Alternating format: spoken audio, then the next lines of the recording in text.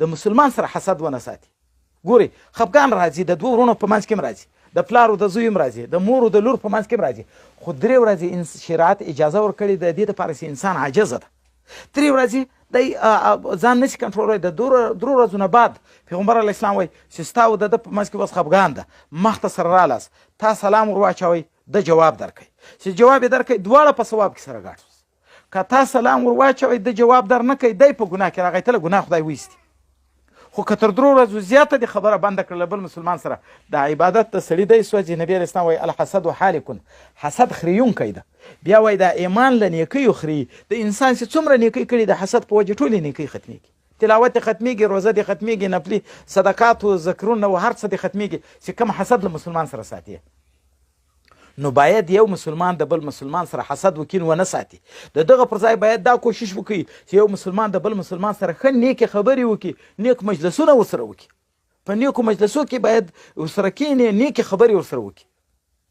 لکه حدیث مبارک راځي، نبی علیه السلام وایي څوک چې د مسلمان یو حاجت پوره کړي، الله به په ورځ د قیامت باندې په هغه سخته ورځ کې د ده حاجتونه پوره کړي.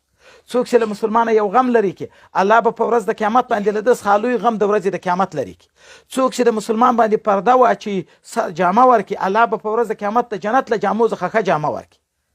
وایي حاجت پوره کول دا معنا ده. اوس د ده حاجت ته قرضې ته قرضه دې ورکړه، قرضه یې درڅخه کړې ده، څه ټیم دې کې ورکړئ، یا دې په صدقه کې چې شی ورکړو، دا حاجت پوره کول دی. الله به په قیامت کې ستا ډېر حاجت ته د خدای رضا او جنت هغه حاجت به دې خدای پوره کړي. په ده باندې غم راغلی ده، لکه دا نن اوس په ده باندې مصیبت راغلی ده، ته ورلې فاتحه دې ورته وکوله، تسلي دې ورکړه. دا د تسلي په باب دا م ووایم، نبي علیه السلام مبارک یو ځای کې بیان کوئ چې د چا درې واړه بچیان مړه سي او دی صبر په وکړي، الله به د ده او د جهنم په منځ کې پرده سره جوړه کړي. یعنې دا بچیان به داسې ودرېږي، دا مور و پلار به جهنم ته نه پرېږدي، جنت ته به نه باسي.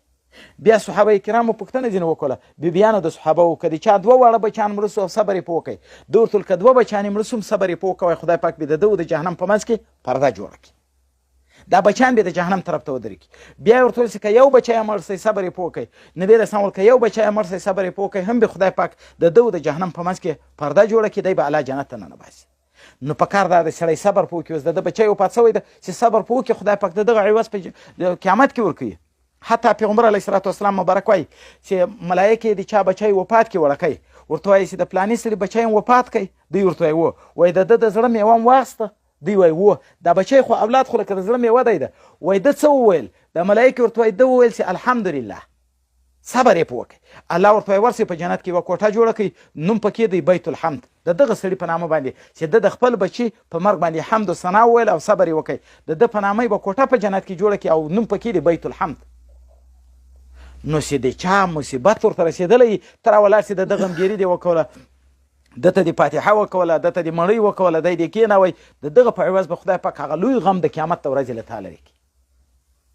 یو چا جامه نه وه، تا جامه ورکړه، خدای پاک په ورځ د قیامت د جنت جوړې درکړي. یا د جامې پر ځای یو عیب ده، په یو مسلمان یوه ګناه ځینې وسوه، خو مسلمان ده، عاجزه ده، انسان ده، ګناه ځینې وسوه، تا ته یې وویل چې دا ګناه خو تا ولیده، ته ما مه ښکاره کوه، نور مزما توبه ده، بل وخت دا ګناه نه کوم. ته پرده په واچوې، دا سړی پټ کړي، دا ګناه یې پټه کړي، خدای پاک په ورځ د قیامت باندې ستا په عیبو په ګناهو باندې پرده واچي، تا به الله ستا عیبونه به له خلکو څخه الله پټ کړي. نو سړی دې دا کوشش کوي چې د مسلمان سره خبره کول، مجلس کول، دا مهم ده. دا مهمه نه ده چې سړی مسلمان خفه کوي. دا زموږ په خلکو کې داسې خلک شته، هلته په افغانستان کې ډېر ځایو کې ما لیدلي دي، وچ دغه ته لګیا وي چې یو مسلمان په زور کړي، مسلمان خوشحاله کړه چې د ده زړه وګټي، دعا درته وکړي چې خفه دې کړه خو خیرا دې وګټله. او څلورم کس چې د لیلة القدر په شپه معافي نه ورته کېږي، هغه څوک ده چې قطع د وسیلې رحمي کوي، دا خپل قرابت له چا سره نه پالي. ګوري دا قرابت پالنه ډېر ضروري ده. تره دې ده، ماما دې ده، ترور دې ده، خور دې ده، خوریان دې دي، خورزیګانې دې دي، ماماګان دې دي، ترونه دې دي، نیکهګان دي، کلیوال دي، تربرونه دي.